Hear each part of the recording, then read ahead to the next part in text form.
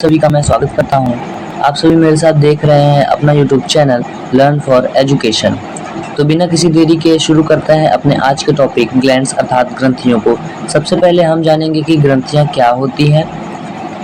तो ग्रंथियों को जानने से पहले हम एक टॉपिक के बारे में बात कर लेते हैं जिसका नाम है नियंत्रण और समन्वय अर्थात कंट्रोल एंड कोऑर्डिनेशन। हमारे शरीर में अनेक जैव प्रक्रियाओं को कंट्रोल करने की प्रक्रिया को नियंत्रण और समन्वय कहते हैं। नियंत्रण और समन्वय बहुकोशिकीय जीवों जैसे मानव में तंत्रिका तंत्र और अंतःस्रावी तंत्र की सहायता से संपन्न होती है, जबकि पादपों में यह विभिन्न प्रकार के हार्मोन्स के द्वारा संपन्न होती है। तंत्रिका तंत्र का एक अलग वीडियो हमने बना रखा है, आप चाहे तो उसे जाकर देख सकते हैं। और अब बारी आती है अंतःस्रावी तंत्र की। अंतःस्रावी तंत्र हमारे शरीर में पाए जाने वाला एक ऐसा तंत्र होता है जो जैव प्रक्रियाओं का कंट्रोल करता है, अर्थात हमारे शरीर में होने वाली क्रियाओं को कंट्रोल करता है। अंतःस्रावी तंत्र मुख्यतः दो घटकों से मिलकर बना होता है, ग्रंथियां और हार्मोन्स। तो इस वीडियो में हम ग्रंथियों के बारे में बात करेंगे। सबसे पहले हम जानेंगे कि ग्रंथियों की परिभाषा क्या होती है। शरीर की उपापचयी क्रियाओं जैव प्रक्रियाओं के लिए आवश्यक रासायनिक पदार्थों का स्रावण ग्रंथि लूतक युक्त विभिन्न संरचनाओं के द्वारा होता है, जिन्हें हम ग्रंथि कहते हैं। अर्थात शरीर के अंदर होने वाली जैव प्रक्रियाओं को कराने के लिए आवश्यक पदार्थों का स्रावण जिन ऊतकों के द्वारा किया जाता है उन्हें ग्रंथि कहा जाता है। ग्रंथि कोशिकाओं का एक समूह होता है। ग्रंथियों से एंजाइम, हार्मोन व जूस निकलते हैं। विभिन्न प्रकार के पदार्थों के स्रावण के आधार पर ग्रंथियों को तीन प्रकार में बांटा जा सकता है। ग्रंथि के मुख्यतः तीन प्रकार होते हैं: बहिस्रावी ग्रंथि, अंतःस्रावी ग्रंथि और मिश्रित ग्रंथि। इन्हें इंग्लिश में एक्सोक्राइन ग्लैंड्स, एंडोक्राइन ग्लैंड्स और मिक्स्ड ग्लैंड्स कहते हैं। सबसे पहले हम बात करेंगे बहिस्रावी ग्रंथियां क्या होती हैं। ऐसी ग्रंथियां जिनसे सिर्फ जूस या केवल एंजाइम व जूस दोनों स्रावित होते हैं बहिस्रावी ग्रंथियां कहलाती हैं। ये नलिका युक्त ग्रंथियां होती हैं जैसे यकृत, श्वेत ग्रंथि, लाल ग्रंथि। ध्यान से समझेंगे दोस्तों, बहिस्रावी ग्रंथियां एक ऐसी ग्रंथियां होती है जिनसे या तो केवल जूस या केवल एंजाइम या फिर दोनों निकलते हैं, और ये नलिका युक्त ग्रंथियां होती हैं, अर्थात इनके द्वारा स्रावित पदार्थ नलिकाओं से होकर गुजरते हैं। बहिस्रावी ग्रंथियों के उदाहरण है यकृत, जो कि हमारे शरीर में दाईं ओर स्थित होती है, श्वेत ग्रंथियां जिनसे पसीना निकलता है, और लाल ग्रंथियां जिन। अब आगे बात करते हैं, बहिस्रावी ग्रंथियां वे ग्रंथियां होती हैं जो अपने प्रमुख उत्पाद को नलिकाओं के द्वारा अपने गंतव्य तक पहुंचाती हैं। यह ध्यान से देखेंगे दोस्तों, गंतव्य का अर्थ क्या होता है। गंतव्य वह अंग होते हैं जहां बहिस्रावी ग्रंथियों के द्वारा स्रावित पदार्थों की आवश्यकता होती है। तो बहिस्रावी ग्रंथियों के बारे में बस इतना ही। अब बात करते हैं अंतःस्रावी ग्रंथियों के बारे में। ऐसी ग्रंथियां जिनसे केवल हार्मोन्स का स्रावण होता है अंतःस्रावी ग्रंथियां कहलाती हैं। यह नलिका विहीन ग्रंथियां होती हैं। इनसे स्रावित हार्मोन का परिसंचरण रुधिर के द्वारा अप्रत्यक्ष रूप में किया जाता है, जैसे थायराइड, पीयूष ग्रंथि, पीनियल काय, थाइमस ग्रंथि। ध्यान से देखेंगे दोस्तों, अंतःस्रावी ग्रंथियां हमारे शरीर में ऐसे ग्रंथियां होती हैं जिनसे केवल हार्मोन्स का स्रावण होता है। किसका स्रावण? केवल हार्मोन्स का स्रावण होता है।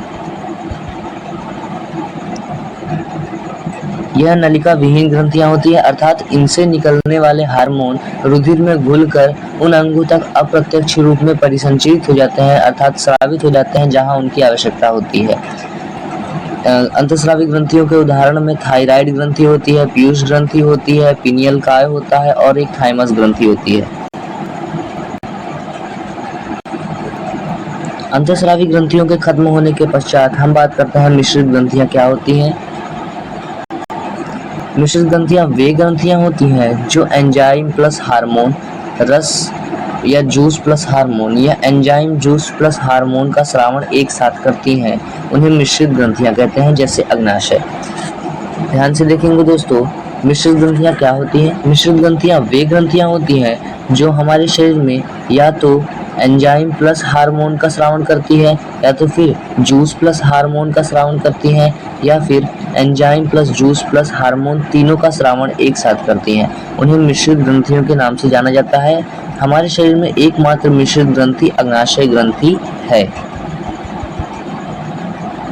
मानव में मुख्यतः रासायनिक पदार्थों का स्रावन अंतःस्रावी ग्रंथियों द्वारा होता है, अर्थात मानव के शरीर में अंतःस्रावी ग्रंथियां प्रमुख रूप से रासायनिक पदार्थों का स्रावन करती हैं। पायराइड ग्रंथि एक अंतःस्रावी ग्रंथि होती है जो पायरोक्सिन नामक पदार्थ का स्रावन करती है। अर्थात पायराइड ग्रंथि एक ऐसी ग्रंथि होती है जो कि पायरोक्सिन नामक रासायनिक पदार्थ के स्रावन के लिए उत्तरदायी होती है। अपने अगले टॉपिक के बारे में बात करते हैं। टॉपिक नंबर 4, बहिस्रावी और अंतःस्रावी ग्रंथियों में अंतर। बहिस्रावी और अंतःस्रावी ग्रंथियों में बहुत ही विशिष्ट अंतर होता है जो कि परीक्षाओं में बहुत बार पूछा जाता है। सबसे पहला अंतर यह होता है कि बहिस्रावी ग्रंथियां एक नलिका युक्त ग्रंथियां होती हैं, जबकि अंतःस्रावी ग्रंथियां एक नलिका विहीन ग्रंथियां होती हैं। अर्थात बहिस्रावी ग्रंथियों के द्वारा स्रावित किए जाने वाले रासायनिक पदार्थ नलिकाओं के माध्यम से होकर अंगों तक पहुंचते हैं, परंतु अंतःस्रावी ग्रंथियों द्वारा स्रावित होने वाले हार्मोन्स अप्रत्यक्ष रूप में रुधिर में घुलकर परिसंचरित होते हैं। दूसरा अंतर देखेंगे दोस्तों, दूसरा अंतर यह है कि इनके द्वारा स्रावित पदार्थ नलिकाओं के द्वारा उन विशेष अंगों तक पहुंच जाते हैं जहां इनकी आवश्यकता होती है। अर्थात बहिस्रावी ग्रंथियों के द्वारा स्रावित जो रासायनिक पदार्थ होते हैं वह नलिकाओं के द्वारा उन अंगों तक पहुंच जाते हैं जहां उनकी आवश्यकता होती है, जबकि अंतःस्रावी ग्रंथियों के द्वारा स्रावित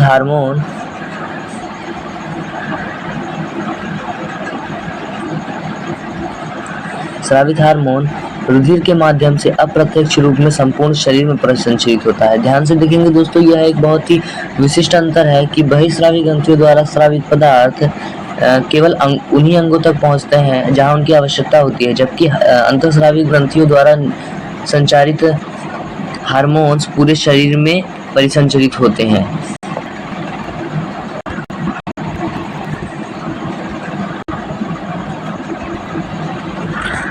अगला अंतर देखते हैं दोस्तों, इनके द्वारा स्रावित पदार्थों का कार्य उन्हीं अंगों तक सीमित होता है जहां ये पहुंचते हैं। अर्थात बहिस्रावी ग्रंथियों के द्वारा जो एंजाइम व जूस निकलते हैं वे उन अंगों में ही विशिष्ट रूप से कार्य करते हैं जहां उनकी आवश्यकता होती है, परंतु अंतःस्रावी ग्रंथियों द्वारा स्रावित हार्मोन शरीर की सभी जैव प्रक्रियाओं में भाग लेता है। कहने का आशय यह है कि बहिस्रावी ग्रंथियों द्वारा स्रावित पदार्थ केवल एक विशिष्ट अंग में ही उपयोग किए जाते हैं, जबकि अंतःस्रावी ग्रंथियों द्वारा स्रावित पदार्थ शरीर की सभी जैव प्रक्रियाओं अर्थात जैव प्रक्रमों में भाग लेता है।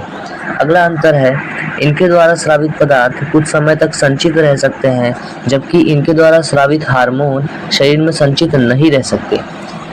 कहने का आशय यह है कि बहिस्रावी ग्रंथियों द्वारा स्रावित पदार्थ कुछ समय तक स्थिर रह सकता है, परंतु अंतःस्रावी ग्रंथियों के द्वारा स्रावित हार्मोन्स शरीर में कभी स्थिर रूप से नहीं रह सकते।